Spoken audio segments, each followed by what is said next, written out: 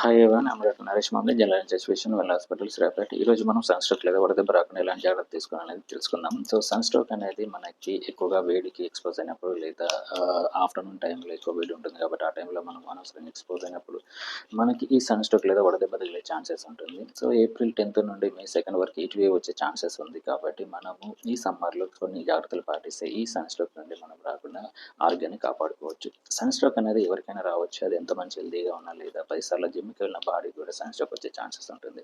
ఈ sun stroke వచ్చే టైంలో మన బాడీలో వాటర్ ఎక్కువ బయటికి పోవడం, అలాగే ఎలక్ట్రోలైట్ ఇంబ్యాలెన్స్ అంటే sodium potassium level calcium level పడిపోవడం వల్ల మనకి హెడేక్ రావడం, చాలా నీరసంగా ఉండడం, సో బాడీ క్రాంప్స్ రావడం, అలాగే బ్రెయిన్కి గ్లూకోజ్ లెవెల్ పడిపోయినప్పుడు ఫిట్స్ రావడం, ఒక్కోసారి బాడీలో ఉన్న వాటర్ బయటికి అంతా పోయినప్పుడు కిడ్నీ ఫంక్షన్ మీద ప్రభావం చూపే ఛాన్సెస్ ఉంటుంది. కాబట్టి కిడ్నీ ఫంక్షన్ తగ్గిపోయి ఒక్కోసారి కిడ్నీ పర్మనెంట్గా డ్యామేజ్ అయ్యే ఛాన్సెస్ ఉంటుంది. అలాగనే చెమట ఎక్కువ పట్టడం వల్ల మనకి స్కిన్ ర్యాషెస్, దురద రావడం కూడా జరుగుతుంటుంది. ఎప్పుడైనా మనకు సన్ స్ట్రోక్ సిమ్టమ్స్ ఉన్నప్పుడు వెంటనే మనం నీడ ఉన్న ప్రాంతంలోకి వెళ్ళడం, లేదు ఐస్ ప్యాక్స్ని అప్లై చేసుకోవడం, చల్లని వాటర్లో మనం మునగడం ఇలాంటివి చేస్తుంటే మనకి మన బాడీలో ఉన్న టెంపరేచర్ అనేది తగ్గుతుంది. ఎందుకంటే సన్ స్ట్రోక్ వచ్చినప్పుడు మన థెర్మో రెగ్యులేషన్ సిస్టమ్ అనేది దెబ్బతినడం వల్ల మన బాడీ ఉష్ణోగ్రత 104 వరకు వదిలే ఛాన్సెస్ ఉంటుంది. కాబట్టి సన్ స్ట్రోక్ వచ్చినప్పుడు ఖచ్చితంగా మన బాడీ ఉష్ణోగ్రత తగ్గించుకోవడం అనేది చాలా ఇంపార్టెంట్. సో సన్ స్ట్రోక్ రాకుండా మనము మన ఇంట్లో కానీ లేదా బయట ఉన్నప్పుడు కానీ ఫ్రీక్వెంట్గా వాటర్ తీసుకోవడం, దాదాపుగా 8 గ్లాసుల వాటర్ రోజు తీసుకోవడం.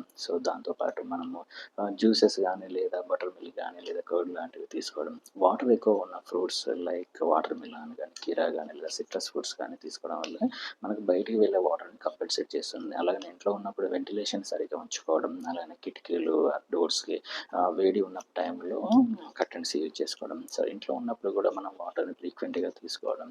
సో మనకి ఏదైనా అర్జెంట్ పని ఉంటే తప్ప ఆఫ్టర్నూన్ టైంలో బయటికి వెళ్ళకపోవడం, సో అనవసరంగా వేడికి ఎక్స్పోజ్ కాకుండా ఉండడం. సో మార్నింగ్ టైంలో కానీ ఈవినింగ్ టైంలో మన పనులు చేసుకోవడం, సో మనం వేసుకునే డ్రెస్సెస్ కూడా లూజ్గా ఉండేటట్టు చూసుకోవడం. ఒకవేళ అర్జెంట్ వర్క్ ఉన్నప్పుడు వేడికి ఎక్స్పోజ్ కావాలంటే సరైన ప్రికాషన్స్ తీసుకోవడం. సో మనకి హీట్ వేవ్ ఉన్న టైంలో ఎక్కువ ఫిజికల్ యాక్టివిటీ అంటే విగరస్గా చేసుకోవడం అనేది తక్కువ అంటే చేయకపోవడం అనేది చాలా బెటర్. సో మన ఫిజికల్ యాక్టివిటీ ఎక్కువ ఉన్నప్పుడు మన బాడీలో వాటర్ బయటకు వెళ్ళి సన్ స్ట్రోక్ వచ్చే ఛాన్సెస్ ఉంటుంది. అలాగనే మనకి చిన్న పిల్లలు పాలిచ్చే వాళ్ళు మనం ఇచ్చే టైం కంటే కొన్ని ఎక్కువ సార్లు మనం పాలు ఇవ్వడం. సో పిల్లల్లో కూడా ఫ్రీక్వెంట్గా వాటర్ ఇవ్వడం, 6 months దాటిన పిల్లలకి ఫ్రీక్వెంట్గా కొంచెం వాటర్ ఇవ్వడం. సో ఇలాంటి ప్రికాషన్స్ని మనము యూజ్ చేయడం వల్ల మనకి ఈ సన్ స్ట్రోక్ రాకుండా మనల్ని మనం కాపాడుకోవచ్చు. Stay safe. Thank you.